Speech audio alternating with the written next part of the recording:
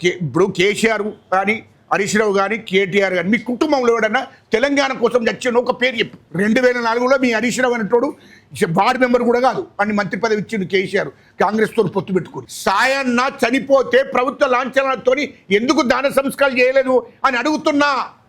దానికి జవాబు చెప్పు కేటీఆర్.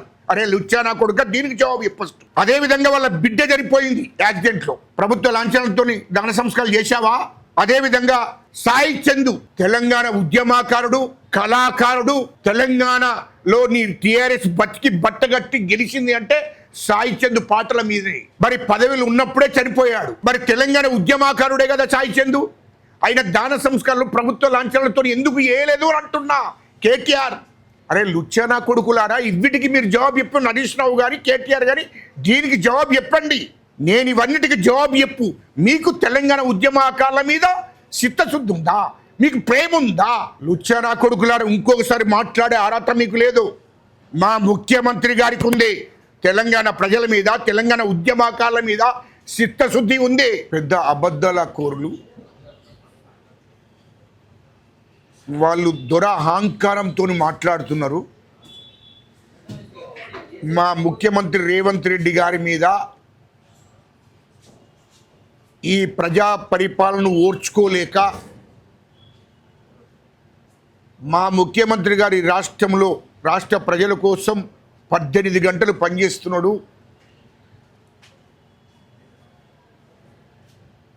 తెలంగాణ ప్రజల కోసం, విద్యార్థుల కోసం, యువత కోసం, రైతుల కోసం, అన్ని వర్గాల ప్రజల కోసం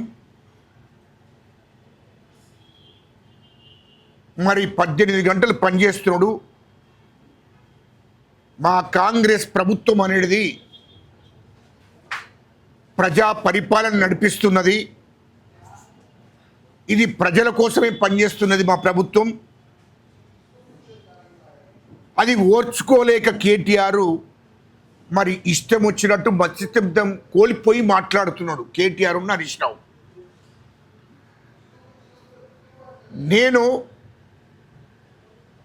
మేము అడిగిన దానికి సూటిగా సమాధానం చెప్పి కేటీఆర్, నువ్వు పెద్ది సుదర్శన్ రెడ్డి 2014లో ఎమ్మెల్యేగా పోటీ చేసి ఓడిపోయాడు. పెద్ది సుదర్శన్ రెడ్డి 2001 నుండి టీఆర్ఎస్ పార్టీలో కీలకంగా పనిచేశాడు. ఆయన తెలంగాణ ఉద్యమకారుడు కూడా.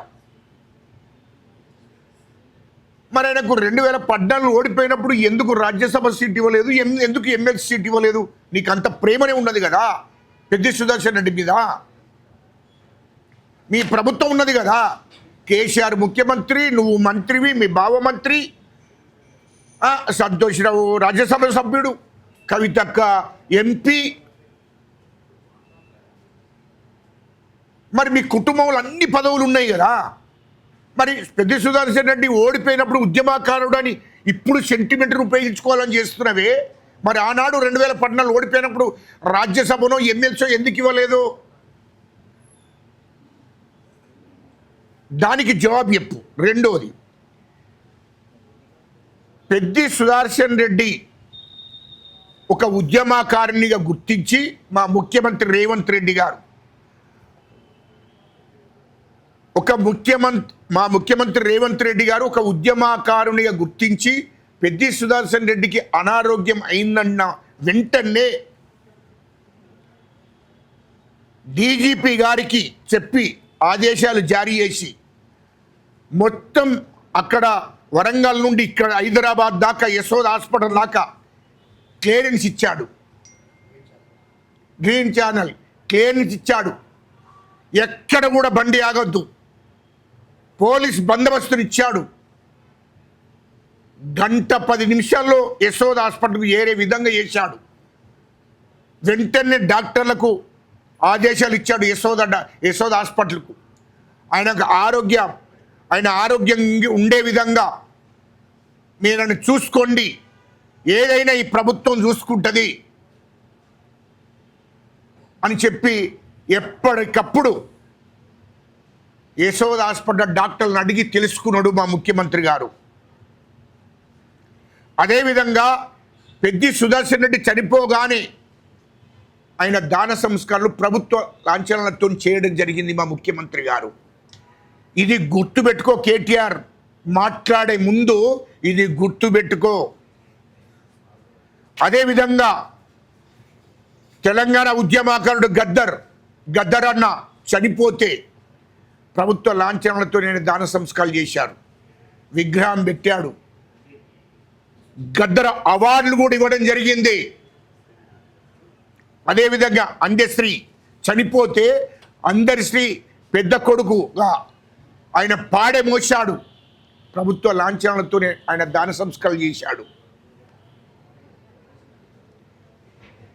ఎస్, మా ముఖ్యమంత్రి గారు రేవంత్ రెడ్డి గారికి ఉన్న చిత్తశుద్ధి, తెలంగాణ ఉద్యమకారుల పట్ల ప్రేమ, అనురాగం, చిత్తశుద్ధి ఉంది. తెలంగాణ ప్రజల మీద చిత్తశుద్ధి ఉంది. తెలంగాణ ఉద్యమకారుల మీద, విద్యార్థుల మీద, యువత మీద చిత్తశుద్ధితో పనిచేస్తున్నాడు. ఈ ప్రజల కోసం, ఉద్యమకారుల కోసమే పనిచేస్తున్నాడు మా ముఖ్యమంత్రి రేవంత్ రెడ్డి గారు. ఇది గుర్తుపెట్టుకోమని చెప్తున్నా. రెండోది నేను అడుగుతున్నా,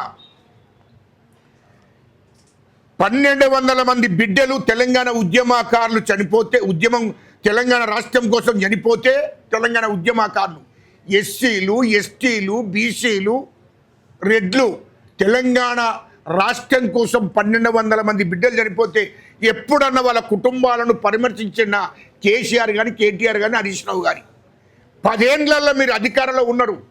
బాగున్నాయా? 10 ఏళ్లలో మీరు అధికారంలో ఉన్నారు. ఎప్పుడన్నా పరామర్శించారా? రెండోది, తెలంగాణ ఉద్యమకారులు చనిపోతే 10 ఏళ్లలో మీ ప్రభుత్వం ఉన్నప్పుడు, కేసీఆర్ ముఖ్యమంత్రిగా ఉన్నప్పుడు తెలంగాణ ఉద్యమకారులు చనిపోతే ప్రభుత్వ లాంఛనాలతో ఎప్పుడన్నా దాన సంస్కారాలు చేశారా? తెలంగాణ ఉద్యమకారులు చనిపోతే ఎప్పుడన్నా వాళ్ళ కుటుంబాలను పరామర్శించారా మీరు? కేటీఆర్, దీనికి జవాబు చెప్పు. నువ్వు ఫస్ట్ దీనికి జవాబు చెప్పి మాట్లాడు. ఎట్లా మాట్లాడుతున్నారు అబ్బాయి మీరు? ఎట్లా మాట్లాడుతున్నారు? అదేవిధంగా సాయన్న కంటోన్మెంటు ఎమ్మెల్యే, ఆయన 6 సార్లు ఎమ్మెల్యే, ఒక దళితుడు 6 సార్లు ఎమ్మెల్యేగా ఉన్నప్పుడే చనిపోయిండు ఆయన. సాయన్న ఆయన దాన సంస్కారాలు ప్రభుత్వ లాంఛనాలతో ఎందుకు చేయలేదు? మీ ఆనాడు కేసీఆర్ ముఖ్యమంత్రి కదా. సాయన్న చనిపోతే ప్రభుత్వ లాంఛనాలతో ఎందుకు దాన సంస్కారాలు చేయలేదు అని అడుగుతున్నా. దానికి జవాబు చెప్పు కేటీఆర్. అరే లుచ్చానా కొడుక, దీనికి జవాబు చెప్పొచ్చు. రెండవది, అదేవిధంగా వాళ్ళ బిడ్డ చనిపోయింది యాక్సిడెంట్లో, ప్రభుత్వ లాంఛనాలతో దాన సంస్కారాలు చేశావా? చేయలేదు. అదేవిధంగా సాయి చందు తెలంగాణ ఉద్యమకారుడు, కళాకారుడు, తెలంగాణలో నీ టీఆర్ఎస్ బతికి బట్టగట్టి గెలిచింది అంటే సాయి చందు పాటల మూలంగానే. సాయి చందు అప్పుడు ప్రభుత్వంలో భాగస్వామి, నామినేటెడ్ పోస్టు ఇచ్చారు, మరి పదవిలో ఉన్నప్పుడే చనిపోయాడు. మరి తెలంగాణ ఉద్యమకారుడే కదా సాయి చందు. ఆయన దాన సంస్కారాలు ప్రభుత్వ లాంఛనాలతో ఎందుకు చేయలేదు అని అంటున్నా కేటీఆర్. అరే లుచ్చానా కొడుకులారా, ఇవిటికి మీరు జవాబు చెప్పండి. హరీష్ రావు గారి, కేటీఆర్ గారి దీనికి జవాబు చెప్పండి. అదేవిధంగా కొండ లక్ష్మణ్ బాపూజీ 1969లో ఆయన మంత్రి పదవికి రాజీనామా చేసి తెలంగాణ రాష్ట్రం వచ్చేదాకా నేను అసలు పార్టీ పదవులు కానీ ప్రభుత్వంలో భాగస్వామిని కాను అని చెప్పి శపథం చేశాడు, ప్రమాణం చేశాడు. అప్పటి నుండి ఆయన చనిపోయేదాకా కూడా ఏ పార్టీ పదవులు తీసుకోలేదు, ప్రభుత్వంలో భాగస్వామి కాలేదు. అయినా టీఆర్ఎస్ పార్టీ పెట్టినప్పుడు టీఆర్ఎస్ పార్టీకి ఆయన సొంత ఇల్లు ఇచ్చాడు కొండ లక్ష్మణ్ బాపూజీ. ఆయన స్వతంత్ర శ్రమయోధుడు, పెద్ద ఉద్యమకారుడు, తెలంగాణ కోసం త్యాగం చేసినటువంటి పెద్ద ఆయన చనిపోతే కేసీఆర్ ఇక్కడుండి, కేటీఆర్ ఇక్కడుండి, హరీష్ రావు ఇక్కడుండి లుచ్చానా కొడుకులారా ఆయన చనిపోయినాడు, మీరు ఎవరైనా నచ్చారా అని అంటున్నా. ఆయన చనిపోయినాడు, నీ కుటుంబంలో ఎవరైనా నచ్చారా? మీ టీఆర్ఎస్ పార్టీ కోసం, తెలంగాణ ఉద్యమం కోసం, తెలంగాణ ఉద్యమం నడవాలనే ఆలోచనతో ఆయన సొంత ఇల్లునిచ్చాడు ఆఫీస్ కోసం. తెలంగాణ కోసం ఉద్యమం చేశాడు. ఆ వయసులో కూడా తెలంగాణలో అన్ని పార్టీలను, అన్ని కులాలను కలిపాడు.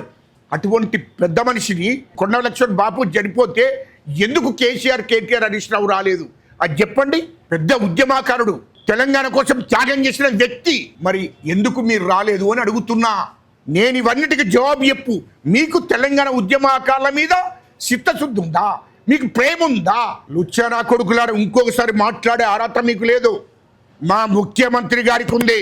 తెలంగాణ ప్రజల మీద, తెలంగాణ ఉద్యమకారుల మీద చిత్తశుద్ధి ఉంది.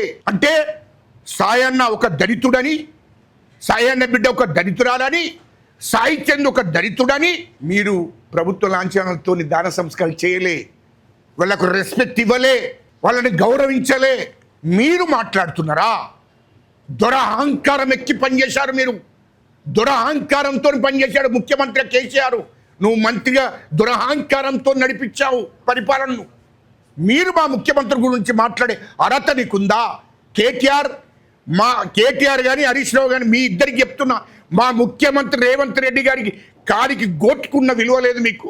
ఆయన కాలు దుమ్ముకు సరిపోరు మీరు. మీరు మాట్లాడుతున్నా మా ముఖ్యమంత్రి గారిని, మా ముఖ్యమంత్రి రేవంత్ రెడ్డి గారిని. మీకన్నా ఎక్కువ మాట్లాడగలుగుతాం. దురహంకారంతో మాట్లాడుతున్నాం కేటీఆర్. మీకన్నా ఎక్కువ మేము మాట్లాడగలుగుతాం. మేము మాట్లాడు మొదలు పెడితే మీ రాష్ట్రంలో మీరు బతకలేరు అని చెప్తున్నా. మేము నీ భాష కాదు, నీకన్నా ఎక్కువ భాష వచ్చు మాకు. కానీ గౌరవంగా మాట్లాడాలి, మర్యాదగా మాట్లాడాలి. భారత రాజ్యాంగాన్ని గౌరవించేటోళ్ళం, చట్టాలను గౌరవించేటోళ్ళం. మా తాత ముత్తాతలు, మా వంశస్థులు ఈ దేశానికి మూలవాసులు. ఈ దేశాన్ని, అఖండ భారతాన్ని పరిపాలించినటువంటి చరిత్ర మా జాతికి ఉంది. మా జాతి ఈ దేశాన్ని, అఖండ భారతాన్ని పరిపాలించిన చరిత్ర మాకుంది. కాబట్టి మేము అన్నిటినీ గౌరవించి మాట్లాడుతున్నాము. అది గుర్తుపెట్టుకుంటున్నా. నీకు కానీ, నీ కుటుంబం కానీ నీతి నిజాయితీ లేదు.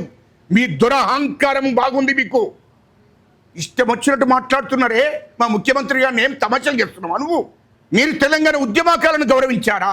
సిగ్గు లేదా మీకు? ఏమయ్యా, మొత్తం కేసీఆర్ ముఖ్యమంత్రి కాగానే, నువ్వు మంత్రిగా ఉన్నప్పుడే నీ కుటుంబం మొత్తం తెలంగాణలో ధర్నా చౌకులన్నీ ఎత్తివేశారు. ఇది వాస్తవం కాదా? తెలంగాణ ప్రజలు కానీ, విద్యార్థులు కానీ, యువత కానీ, ఉద్యమకారులు కానీ రోడ్ల మీదకి వచ్చి ధర్నాలు, రస్తారోకోలు చేస్తే బాగుండది అని ఉక్కుపాదం మోపినోళ్ళు మీరు. ఇవాళ ఇందిరా చౌక్ నువ్వు నిషేధం పెట్టారు.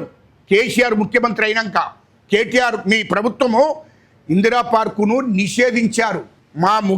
మా రేవంత్ రెడ్డి గారు ముఖ్యమంత్రి అయిన వెంటనే తెలంగాణ రాష్ట్రంలో అన్ని ధర్నా చౌకులన్నీ కూడా నిషేధం ఎత్తివేస్తే ప్రజలకు స్వేచ్ఛనిచ్చాడు, విద్యార్థులకు, యువతకు స్వేచ్ఛనిచ్చాడు. మీరు ధర్నాలు చేసుకోండి, రాస్తారోకోలు చేసుకోండి, నిరసనలు తెలుపుకోండి, ప్రభుత్వాన్ని మీరు అడగండి మీ హక్కుల కోసం అని చెప్పి స్వేచ్ఛనిచ్చాడు.